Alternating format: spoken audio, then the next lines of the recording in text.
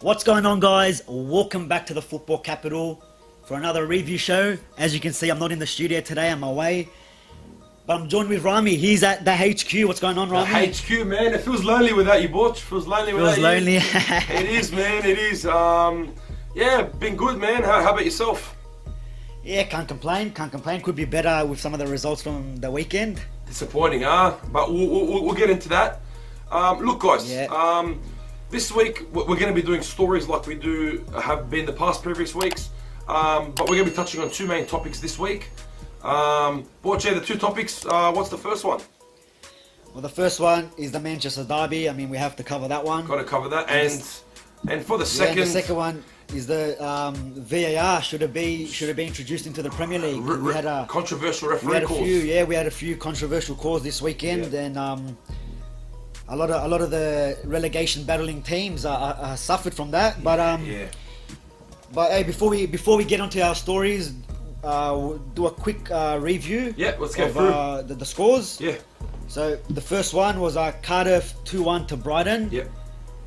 I think that's Brighton's second loss. It was. Last week, or draw last week. What they do, but that's another more points dropped. Good on Cardiff. They're one of the teams in the relegation zone. Yeah, look, to get points. We saw Brighton cop a red card in the 34th minute from Stevens. Yeah, heard him. And then we saw, rubbing salt into the wounds just when they thought they can get away with 10 men. Cardiff putting away a 90th minute goal. 2-1 to Cardiff.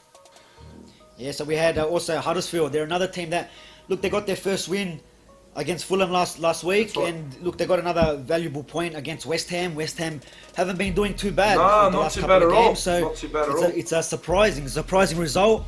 And look, they didn't cop more than 2 goals, which is surprisingly as well for Huddersfield. And you know what's funny? They're looking alright. You know what's funny? I think that was Huddersfield's first ever goal at home this season. Wow. I'm pretty sure the commentator made a comment on that, and that's huge, man. We're in round 12 now, and to score your first goal in front of your home fans, it's ridiculous, man. But look, I think Palace was one of the teams last week or something didn't score in a while. I think it might have been them or someone else, Newcastle or something. But look, you had the game after that, Leicester City and Burnley 0-0. Disappointing. I'd like to see Leicester, get some win. Yeah, they did another tribute for the boss that. It was sad, man. Very sad. Vichai, another tribute. Look, maybe that tragedy still playing on their minds a bit. Oh, it would be, man. But look, to be honest, they had 22 shots on target, which was. Or 22 shots on target, or 22 shots in total, which was more than they ever had since 2003, I think it was. Yeah. So it's very surprising they didn't get a goal, at least one Yeah. But what do we had next? Yeah. So the next game after Leicester. Yeah, Newcastle. So Newcastle at home 2-1 to Bournemouth, and you know what? Newcastle's back to back, man, and I think it's time that they do start hitting some results their way. Because look, it's you feel for the manager, you feel for the club. They've had a hard run. They've only just started last week, and I think they might got a bit of a run here. But look, they haven't won 2 games in a row since April, which they won 4 in a row back then from last season. So look, man, they're looking good, and we spoke about Bournemouth in our fantasy video, how they got. This was their next easy fixture. Man, after this, coming up after this, they have a bit of a shocker. They've got Arsenal at home, Man City away. They have Huddersfield at home, which is okay, but then they get back to Liverpool at home, and then Wolves away. So look, man, they've got a tough run. And if Huddersfield start hitting a bit of form by the time they meet Bournemouth, that could be another hard game. Another tricky one. So you're looking at four hard weekends for Bournemouth. With Arsenal, City, they could slowly make their way down the table. So look, man, I think the Newcastle game was very important for them to win. They didn't. Yeah, 100%. 2 back-to-back wins. We'll see how that goes for them. 14th now.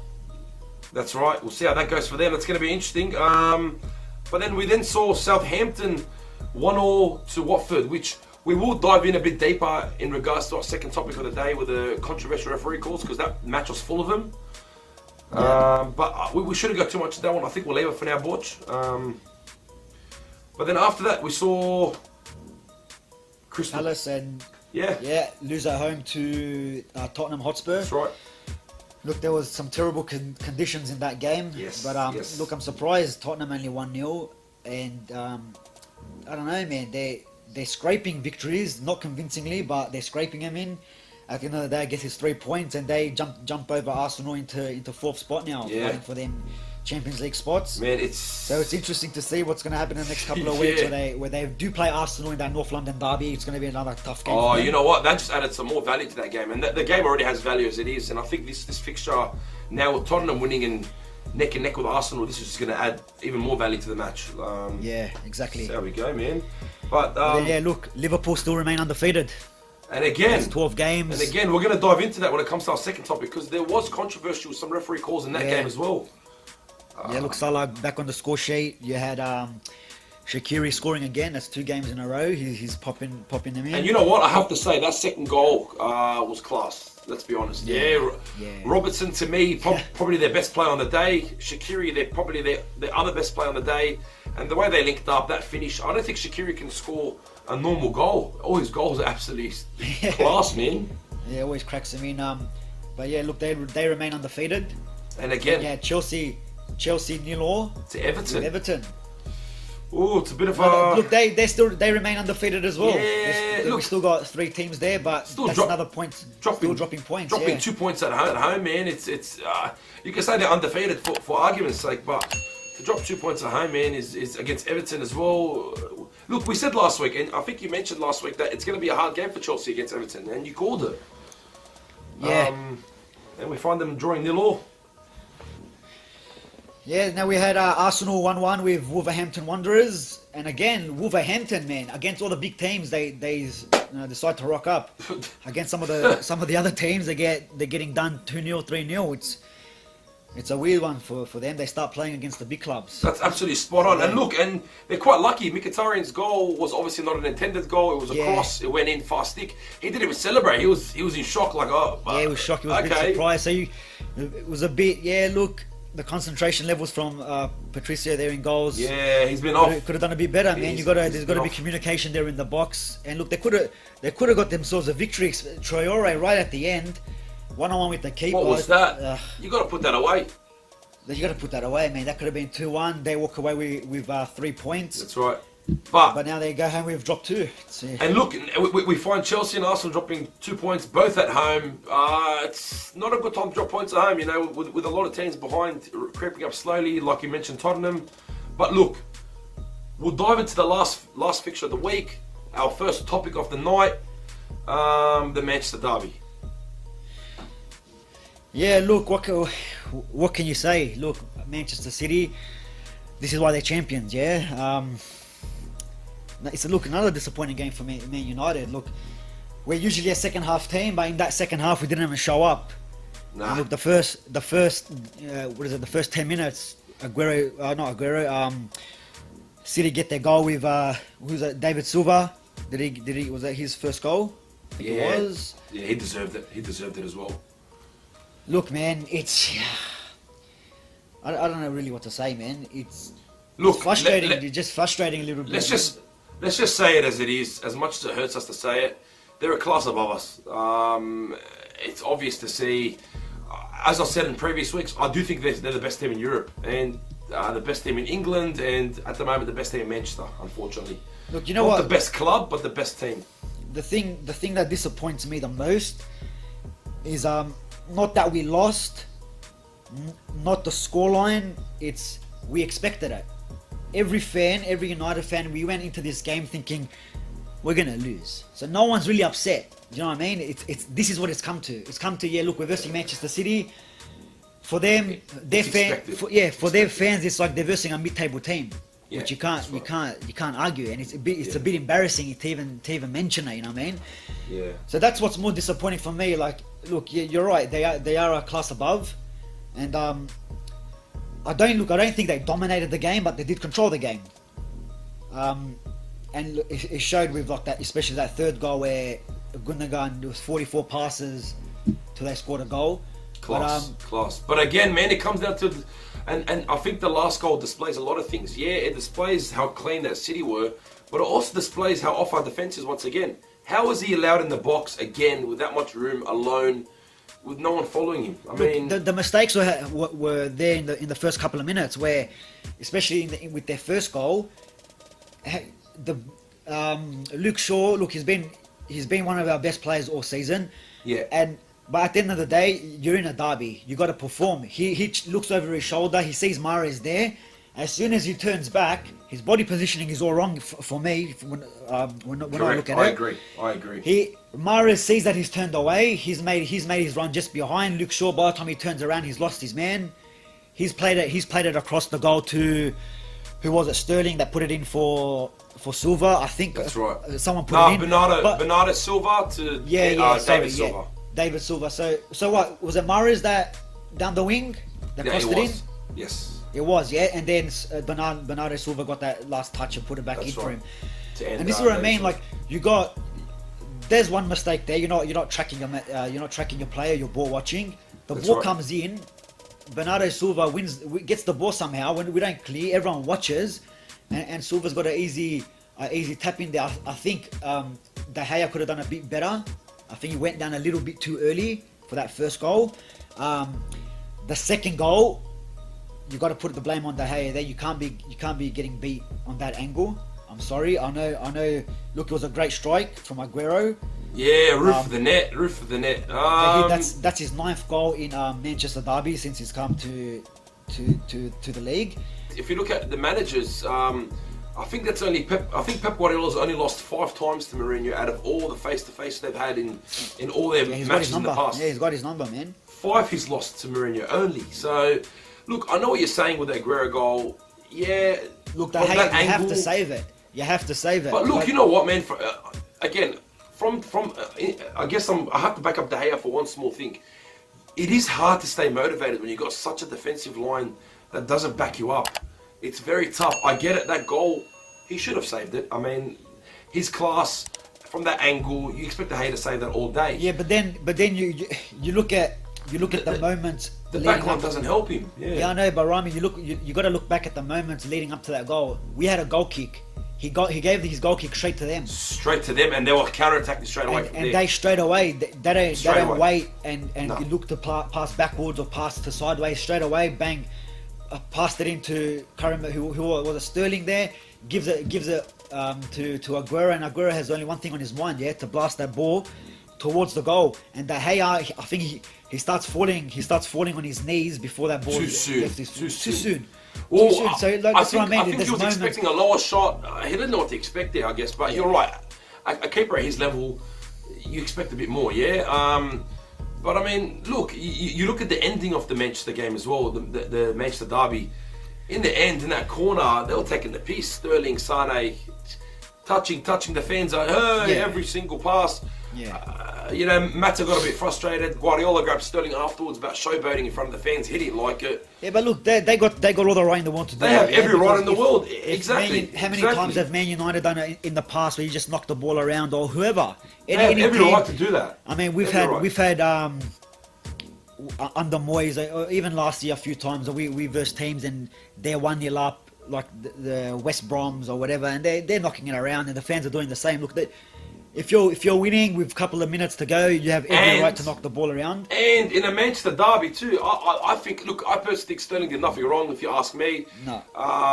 Guardiola's trying to hold a bit of peace, perhaps, because he's a peaceful kind of manager. He likes holding that. Yeah, look, in front of the cameras, he might be doing it just for show, but I don't think he cares either. Nah, behind the scenes, he's popping champagne in the change rooms with the lads. 100%, he's throwing the confetti around. But look, look, some of the players, it's like they went up for it. It's a Manchester derby, and none of you, like, no one wants to show up. It is a bit embarrassing. I mean, if you look at, I put up that the average positioning of the players real quick. I'll get them up on the screen, and I think you have them on your screen as well. Yeah, I do. Look at our shape, or our average positioning of our players, Manchester United. All in our half. Most of them in our half. Our highest player on the field is Anthony Martial, and look where he is. He's almost at the halfway line. So terrible. City did peg us back a little bit and kept us in our half, right? And then, like you said, you look at Man City's. They've got everyone in their half. But the thing that you can understand from looking at that City formation is you can tell it's a 4-3-3. It's obvious that it's a 4-3-3. Mendy just over the halfway line, a bit high. Walker just on the halfway line with Laporte and Stones the only two players pretty much just around the D. You got Silva in the midfield, Fernandinho just behind. There's your three in the mid, and then your three up front with Mahrez, Aguero, and Silva. You can tell they're playing a 4-3-3. It is so clear. Go back to the Man United one, and please tell me what that is. Okay, so if I had to tell you what shape we're playing, I'd say we're playing. It looks like we're playing snooker. 5-4-1. We're playing snooker. 5-4, yeah, snooker, and De Gea is the white ball. De Gea is the white ball. You just went into the pocket, you put it back on the line. You know what I mean? Look, yeah. I don't know what our shape is, to be honest. And again, I'll say we don't have a right winger. We don't have a natural right winger. Lingard started the game. If you look at his positioning, he's more central again. Man. We've seen it the last couple of weeks when Mata's been starting exactly the same thing with him. Just keeps drifting in centrally, and it gives players like when Pogba is playing, it doesn't give him that freedom because everyone's kind of jammed in that central part of the field. And the same thing here. Look at Rashford. Rashford, where did he play? Where did he start the match? Up front? Did he start at 9? And he's playing a 6. He's playing a 6 and 8. You know it's what I mean? terrible. Look, you know what? You bring up Pogba, and it's a very interesting point. I think this match shows how important Pogba is to the squad. 100%. The midfield was empty, man, without the guy. And well, you've seen it. You're right. People talk so much about Pogba and how he's not performing at United.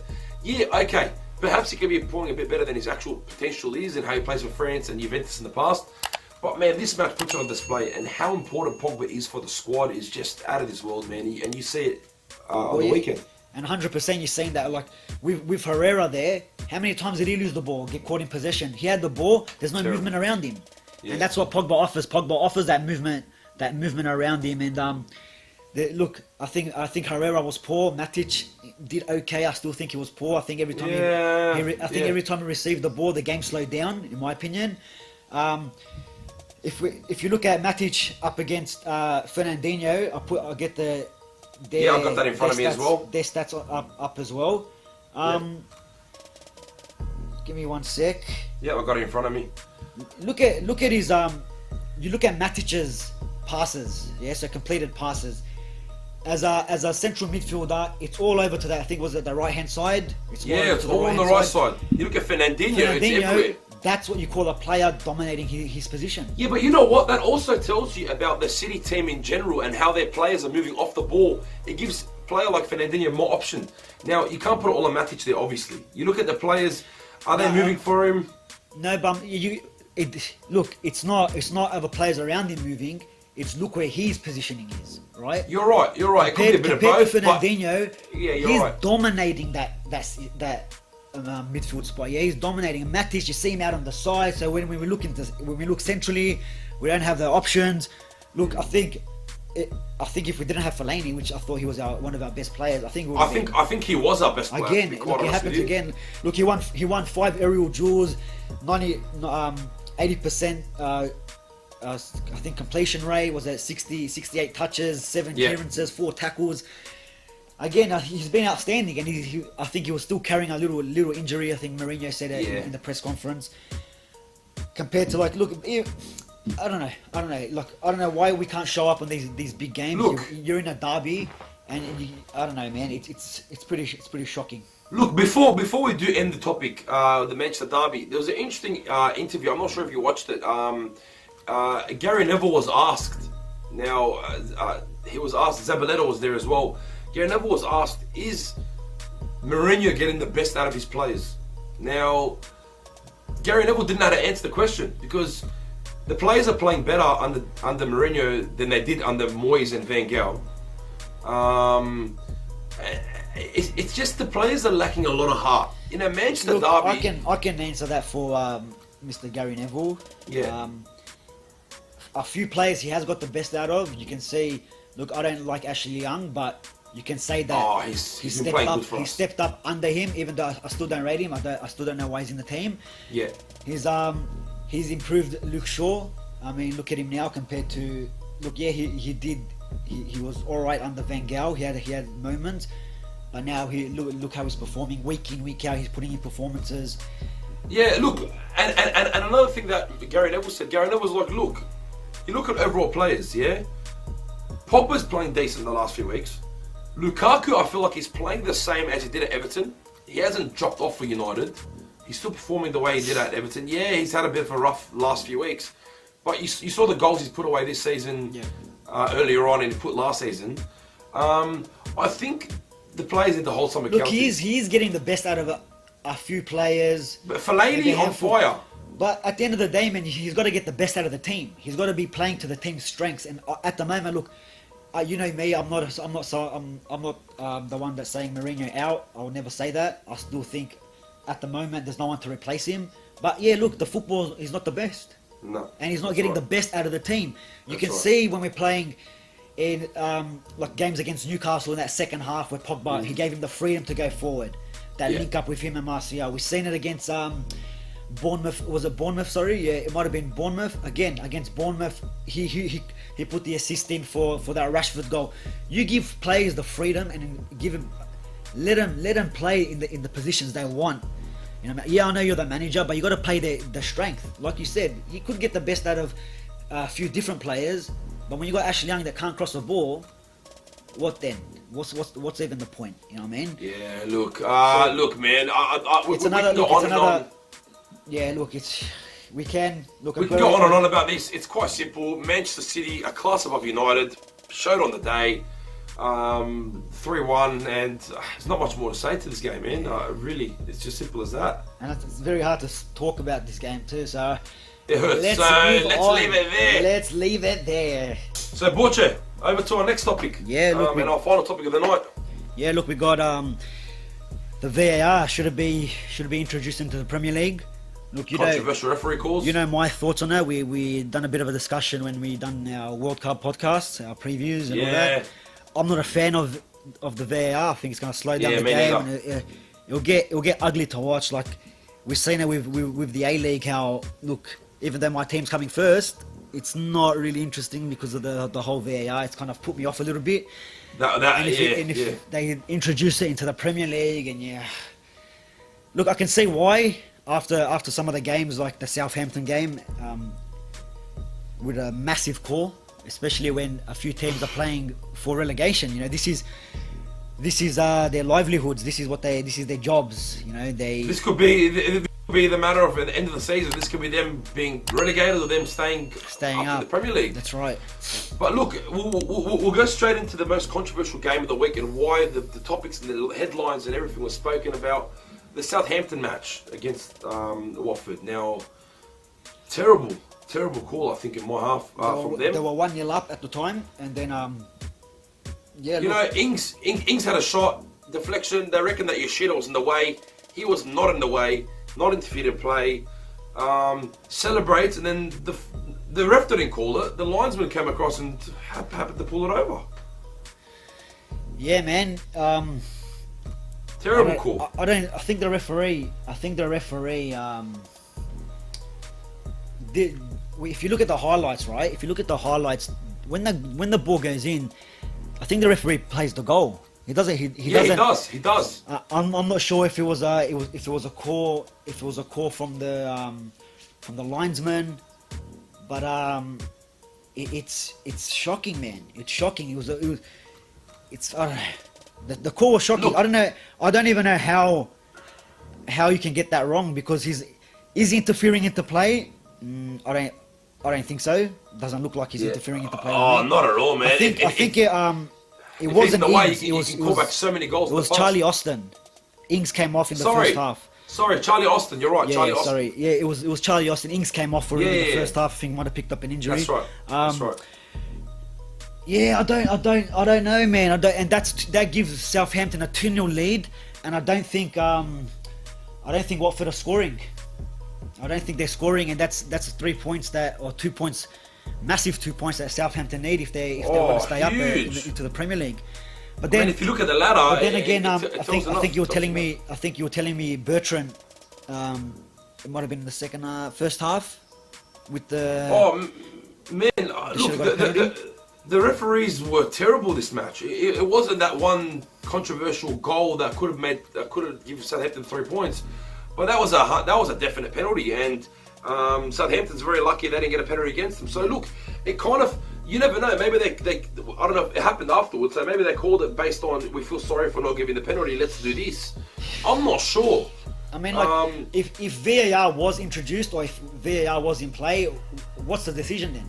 Does the goal stand? Well, it would have been a penalty, and a goal would have been given. I'm talking about the other one, because there's goal still would be given. I'm hearing pundits. There's a lot of pundits that are saying no way it's a goal because it's interference. God. This is what I mean. It's Man, this is like this to is the stop problems. drinking. This is the problems the VAR is going to cause. I mean, if it's not. If one person can't get it right, I mean, if they went to the VAR and still said no goal, or even gave it a goal, there's still people going to go either way of arguing if it went in or not. But look, we saw the famous Ings interview after the match. Charlie Austin. Charlie Austin. I keep saying Ings. Charlie Austin. Look, we saw the absolute frustration in his voice, in his tone, in his face. He was absolutely outstanding. But look, one thing I do have to say. He makes a very valid point. Now, you said, do we need VAR? I don't think we need VAR. I'm against it. You're against it. I love controversy in football, but not like this. Do you know what? You know what? It's obvious. The goal's obvious. It's not like it's It's too obvious. Like the one you got. The referees got to have a good look at themselves. Like a big example is in the Champions League with Raheem Sterling, goes to chip the keeper. Stubs his toe into the grass and the ref gives that him a was penalty. disgusting. That's disgusting. How does that happen? And I mean, in the Champions League, you got two referees behind the goal. So how do you not see that? The referee's got to be accountable for these mistakes. We've seen another one with Mitrovic, clearly onside, and even if he has a little bit part of his body in an offside position, the benefit of the doubt goes to the attacking player. Well, look, he was onside, and then the fact that Salah went and scored immediately afterwards. 13 seconds after, right? Now, you know what? You can't take anything away from Liverpool. They played what the referee called. They scored straight after it. Good on Liverpool for that. But it's just not fair for Fulham, you know? Mitrovic scoring a goal and then copying one literally seconds afterwards. But back on the VAR thing. Now, like you said, the controversial calls like Sterling kicking the ground, which, matter of fact, Guardiola didn't even want to score that penalty. He said afterwards, my team shouldn't have scored that penalty. But regardless, the referee is there. He's got regardless, it's on the refs. But Austin, after that post-match interview, he said, help the referees, you know? Don't worry about VAR, this, VAR, that. It cost them 2 points. They deserve the 3. They need to train the referees. They don't need VAR. They need referees to have proper training. You're like you said, you're putting men's livelihood on the line. This is their career. This is their bread and butter. This is their life. Yeah. Take that away from them, whether or not they get promoted or relegated or whatever. Especially for Fulham, it's just disgusting. Fulham goes 1-0 up there, and look, they had a few more chances maybe to grab another goal. I know they had a few chances that they could have scored before that. It could have been Liverpool's first loss for all we know. It could have been, and it could have been a big step to Fulham, you know, getting out of that relegation zone. They're still on 5 points, only with that one win and 2 draws. The rest of them, the last couple of games, they've lost them all. They lost to Huddersfield, you know what I mean? Leaky goal Huddersfield, they lost to them last week. And look, little teams like this, they're in big trouble now. I don't know, does the VAR favour some of the bigger teams? I don't know. There's a possibility. Sorry, not the VAR, the referees. Do they favour the bigger teams? We've seen, look, don't want to be biased, but Man United, maybe at Old Trafford, we do get some calls our way. I don't know, man. I don't know. It's interesting. It's interesting. I saw the Cardiff game against Brighton, Cardiff at home. There was a bit of controversy in that game as well. Yeah, I didn't get a chance to watch that game. Yeah, look, Sol Bamba in the 90th minute, hit a bicycle kick from an offside position. He came from an offside position. The ball tumbled around the box and he then ended up finishing at 90th minute. You know, unlucky for Brighton, after copying a red card in the 34th minute, they happened to lose in the 90th minute. So it was a week full of controversial calls. So again, I'm not sure VAR would really benefit the Premier League in this instant. Yeah, there'll be too many stoppages, man, in my opinion. Yeah, look, a sport like American football makes sense with a lot of stoppages they have in the game, but a sport like football, you know, way it's meant to be played, the thing that won't work, like, all right, it worked in the World Cup because of all the stadiums were filled with screens. Every fan had a chance to look at the replay themselves as well. Let's take Old Trafford for an example. There's no screens in Old Trafford. So if there's a decision that has to go to VAR and the referee's there for like about, as he does, 4 or 5 minutes, trying to make a decision, looking at all the angles, while the fans are just wondering what's going on. So this is where you lose the fans for the last 5 minutes, a period of 4 to 5 minutes. for a referee to make a decision. And like take an example, yeah, the Champions League final in '99, for example, yeah, you had Against Bayern Munich 1-0 down. United gets a corner, equalizes, gets another corner, get the winner. 92nd minute, whatever it was, get the winner, and they win their Champions everyone's League. celebrating. The fans are going crazy. The emotions from the fans will be going nuts. Yeah. All of a sudden, the referee does his little box in the air and says, "Let me check it." Oh wow! You're playing with feelings and emotions. You're playing imagine with that health. 4 or 5 minutes now, the crowd doesn't know what's happening. It's the 92nd, 93rd minute in the game. All for the ref to say it's a goal. What then? I can't. What would you do then? You You can't even celebrate after that. You're just gonna have to get yay, little clap and get on with it. But like Look, man, even now, man, like big games like that, it's not gonna work, man. In my opinion. Look, man.